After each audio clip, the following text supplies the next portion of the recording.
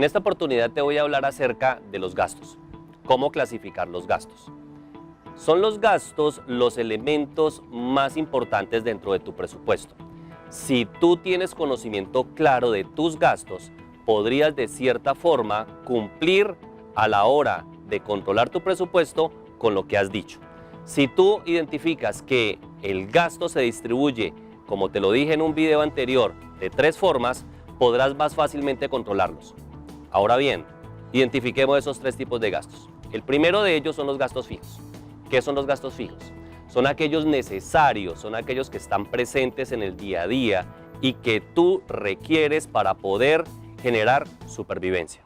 Esos gastos fijos, tú debes de hacerles un análisis previo, debes de revisar si, por ejemplo, esos gastos se pueden prescindir o si no se pueden prescindir, algunos de ellos al menos reducirlos. Cuando uno tiene un presupuesto de gastos reducido es porque seguramente está dejando una partida para poder salir de endeudamiento o para poder generar un mayor ahorro. Entonces, el primer gran tipo de gasto es el gasto fijo. El segundo son los gastos variables. Son aquellos que se presentan en los meses, pero que de cierta forma tú podrías prescindir de ellos.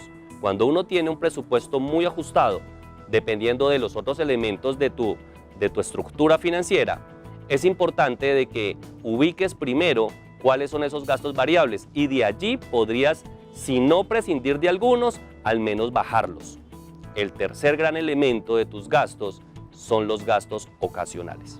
Esos gastos ocasionales son los que se presentan 1 o 2 veces al año, como por ejemplo el semestre de la universidad, una póliza, un seguro o los impuestos que uno paga por el vehículo o por una vivienda. En concordancia, te recomiendo que revises cuál es tu estructura de gastos y mires si la estructura de gastos está pesando demasiado en tu presupuesto. Si esa estructura de gastos pesa mucho, te recomiendo achícala un poco. ¿Por qué? Porque los gastos siempre tienden a subir y a veces el ingreso siempre termina siendo lineal. Entonces, si los gastos son crecientes en el tiempo y los ingresos son lineales, debes de estar muy atento para poder saber qué vas a hacer en el futuro. Te recomiendo siempre, trabaja con una estructura de gastos ajustada, porque ellos solitos van a crecer en el futuro.